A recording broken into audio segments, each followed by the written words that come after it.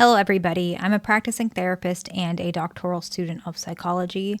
I work predominantly with avoidant individuals, both fearful and dismissive, but typically, if they're fearful avoidant and I'm working with them, they tend to lean dismissive.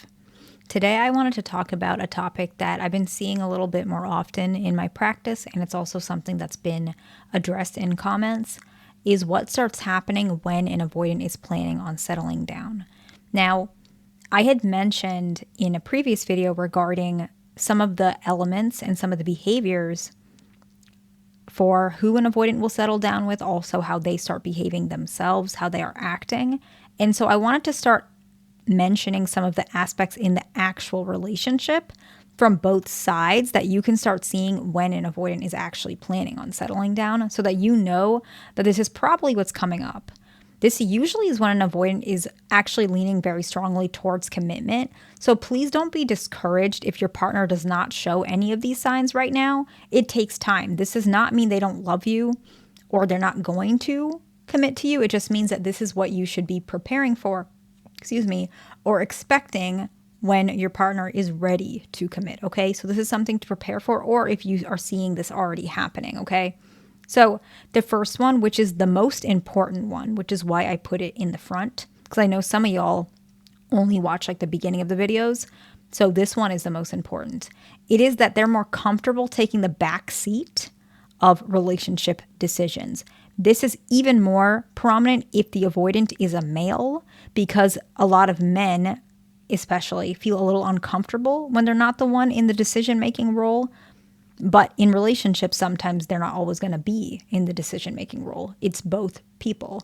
And so when you start recognizing the individual, the avoidant, especially dismissive avoidant and male, but this also is for females, okay? They're comfortable taking the backseat of relationship decisions. It is because they're not as triggered. They trust you and they're more willing to hear you out. Avoidants tend to prefer to be in control of the speed of the relationship due to fear of being controlled, but also because they're afraid to be suffocated, they're afraid to be controlled, they're trying to trust you. But if you see your avoidant partner is serious about committing to you, you're going to start seeing that they're fine with you taking on the speed of the relationship, you saying, hey, let's do something for the 4th of July. I want to do something for Thanksgiving. And they just say, okay, let me know. And they're completely fine with seeing it your perspective. This is one of the most prominent and obvious signs that they're planning on settling down with you, because when you guys are married, sometimes you're going to be making some of the decisions, and they're okay with that, all right? The next one is they prioritize your needs and your well-being. They make consistent effort to consider your feelings, your schedule, your preferences, and they do it without being asked. Sometimes they're prompted, sometimes they're asked, but a lot of times you're seeing that because they've known you for so long, they trust you, they already know what you like. They already know what is best to make you happy. And they're showing you that, they're doing that. They're prioritizing how you feel and what you want, okay? The next one, they respond much more relaxed and willing to do what you ask for when you ask for something serious.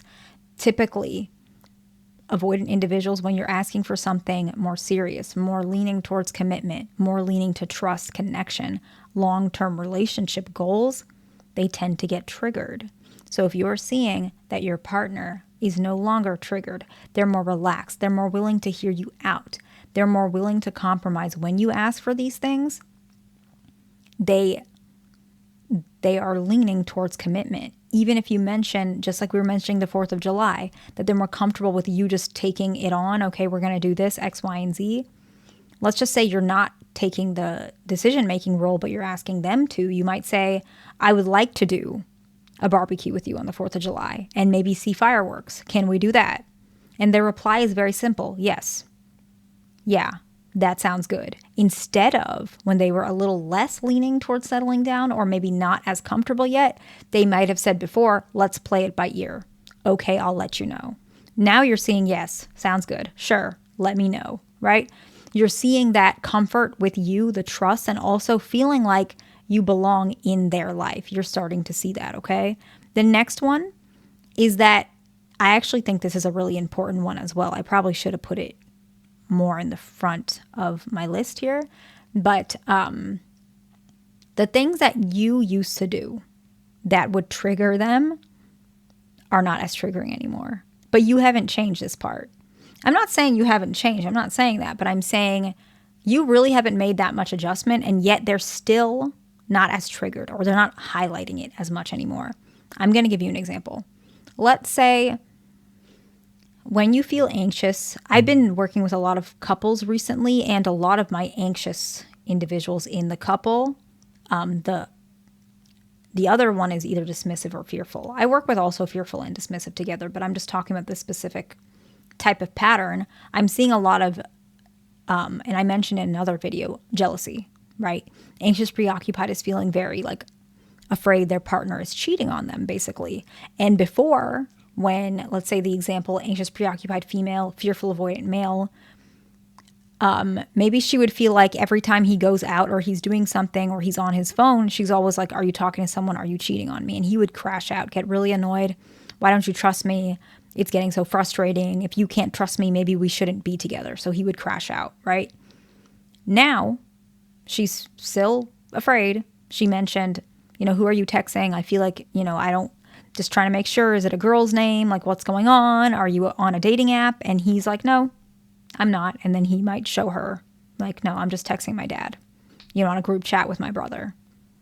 So she hasn't really changed. She probably has in other ways, but not in this area.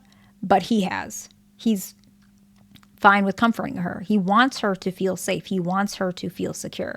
He doesn't want her to feel like he's not comfortable with her, because he's actually showing consciously and subconsciously that he's willing to take on her fears and worries.